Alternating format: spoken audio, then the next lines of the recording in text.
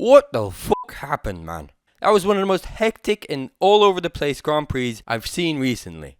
It was fucking biblical, mate. There was the initial bout where everything seemed done and dusted. Then it started drizzling. The McLarens fucking hit hyperspace and overtook literally everyone on the track. Then the rain was gone. Then it came back. Pits, retarded decisions by McLaren. More rain, some shuffling at the top. More pits, more stupidity from McLaren. I swear they were taking on the role of Ferrari in this Grand Prix. Piastri taking the role of Sainz, the second driver who always gets sacrificed by the team pretty much from the get-go.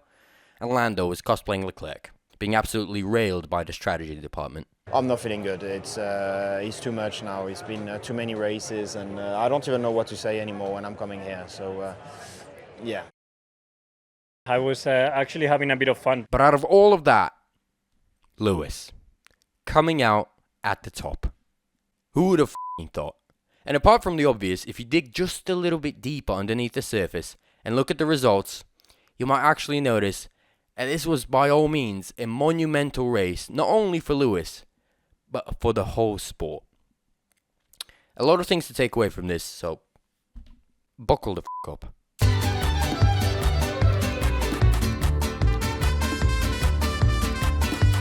First things first, this was the 6th different race winner in 2024.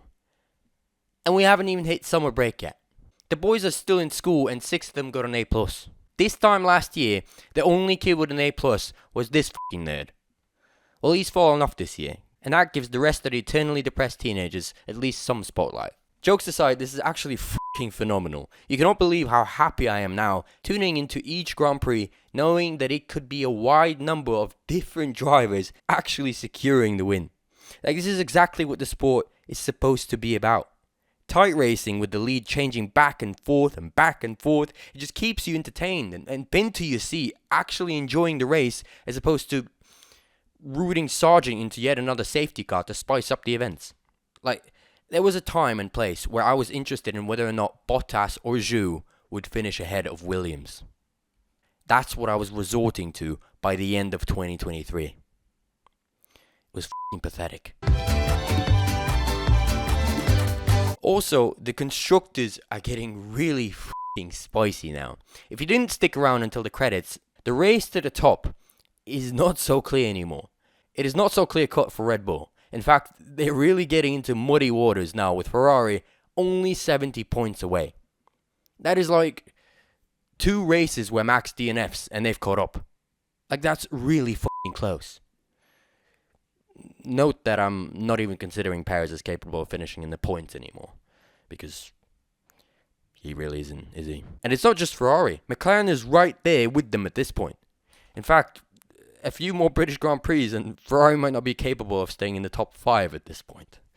The performance was abysmal. But we're all used to it. It's fine. Ferrari is like having an older dog in the family. It's like 18 years old, moves around at the speed of a turtle, farts on each step it takes, but you still gotta be excited when you see it, you know? Still gotta cheer up the old boy. But you're well aware that he's blind and deaf and incapable of making a single fucking rational strategic decision without having one of its drivers be reduced to being lapped twice by the race leader. But you still keep cheering me on, you know? You go, you. I kind of strayed away from the whole metaphor thing, but I think you got my point. And you can't imagine how fucking excited I am about them kicking out Perez. I mean, it's bound to happen any second now. And he just keeps piling on reasons for it. So, you do you, Perez. You do you, and we'll see you in a Williams next year. I'm so excited about that. I don't even know why. Also, the old man still has it in him, huh? I mean, of course this was as unpredictable as Trump when someone gives him a microphone. But when it mattered most, and there was an opportunity to gain on, Lewis was there, man. He overtook his teammate when he had the chance, and then he gently caressed those tyres to the very end of the race. Max had no chance. Makes me pretty f***ing excited for when he completes his traitorous false flag operation and switches to the mortal enemy of the team that gave him 6 or 7 championships. Yeah, I'm a bit salty about that one still. Sue me. I thought it was just going to be another Kimi Räikkönen to Sauber situation, like a one-way trip to a retirement home. But the old dog, he still has some fight left over. You might actually do alright in that Ferrari, you know?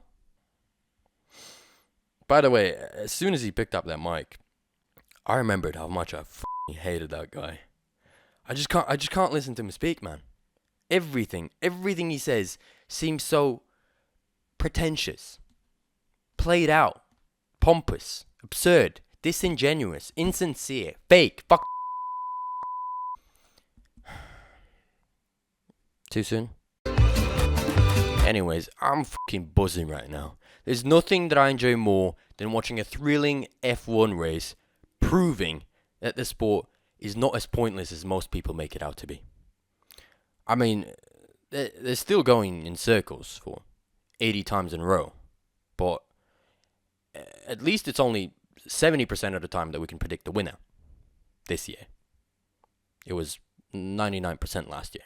So, this is progress, I think.